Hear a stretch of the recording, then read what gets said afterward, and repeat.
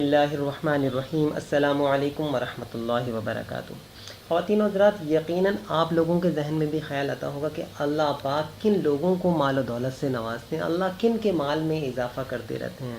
تو خواتین و حضرات، آپ کو بتاتا چلوں، ایک چھوٹا سا کام ہے، ایک چھوٹا سا عمل جس کے کرنے سے اللہ مال و دولت میں اضافہ فرماتے ہیں، اور یہ عمل اللہ نے خود بتایا ہے۔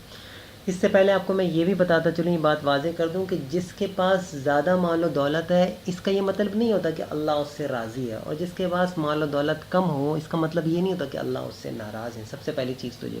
اچھا، اللہ کس کے مال میں اضافہ فرماتے ہیں؟ اللہ نے خود قاعدہ اور قانون بتایا ہے۔ ایک واقعہ چھوٹا سا سنا دوں۔ موسیٰ علیہ السلام جو اللہ کے کلیم ہیں، اللہ سے ہم کلام ہوا کرتے تھے، موسیٰ علیہ السلام رستے سے گزر رہے تھے تو انہیں ایک نہایت امیر شخص ملا۔ وہ کہنے لگا کہ اے موسیٰ، اللہ پاک نے مجھے نہایت بہت دولت عطا فرما رکھی ہے، آپ اللہ پاک سے فرمائیں مجھے مزید دولت کی ضرورت نہیں، میرے مال میں مزید اضافہ نہ کریں۔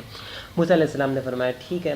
تو ایک دوسرا تھوڑا سا آگے گزرے، چلتے چلتے تو دیکھا ایک نہایت غریب شخص بیٹھا ہوا ہے، اور اس کے پاس اتنا غریب تھا، کہتے ہیں کہ اس کے پاس پہننے کو کپڑا نہیں، اس نے اپنے اوپر جسم کے نچلے حصے پہ مٹی دبائی ہوئی تھی، مٹی جسم پہ ڈالی ہوئی تھی تاکہ ننگا نہ ہو وہ شخص۔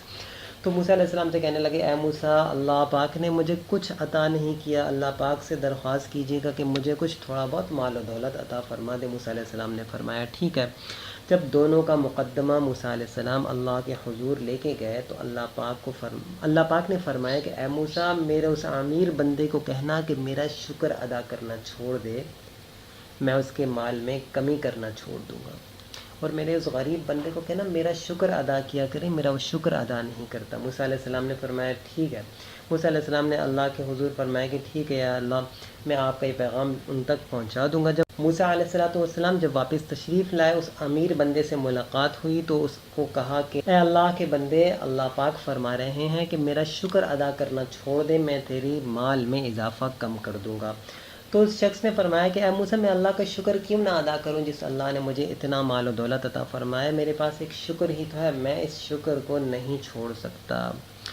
تو موسیٰ علیہ السلام چلے گئے، جب دوسرے شخص سے ملے تو اسے فرمایا کہ اے اللہ کے بندے، اللہ کا شکر ادا کیا کر۔ اس شخص نے کہا کہ اے موسیٰ، میرے پاس ہے کیا جو میں اللہ کا شکر ادا کیا کروں؟ جب اس نے یہ الفاظ کہے تو ایک زوردار ہوا چلی، اس نے جو جسم کا نچلا حصہ مٹی میں دبایا ہوا تھا، ہوا سے وہ مٹی بھی اڑ گئی، یعنی اس کے پاس جو مٹی بھی تھی وہ بھی نہ رہی۔ خواتین و حضرات، شکر کرنے سے اللہ پاک وہ عطا فرما دیتے ہیں جو انسان کے وہم و گمان میں نہیں ہوتا، اور ناشکری کرنے سے اللہ پاک جو پاس ہوتا ہے وہ بھی چھین لیتے ہیں۔ خواتین و حضرات، یقیناً آپ لوگوں کو سمجھ میں آ گئی ہوگی بات۔ ہر حال میں اللہ کا شکر کرنا، نماز اور صبر کے ذریعے سے اللہ سے مدد مانگنا، اللہ کا قرآن میں فیصلہ ہے، نماز اور صبر کے ذریعے سے اللہ سے مدد مانگنا۔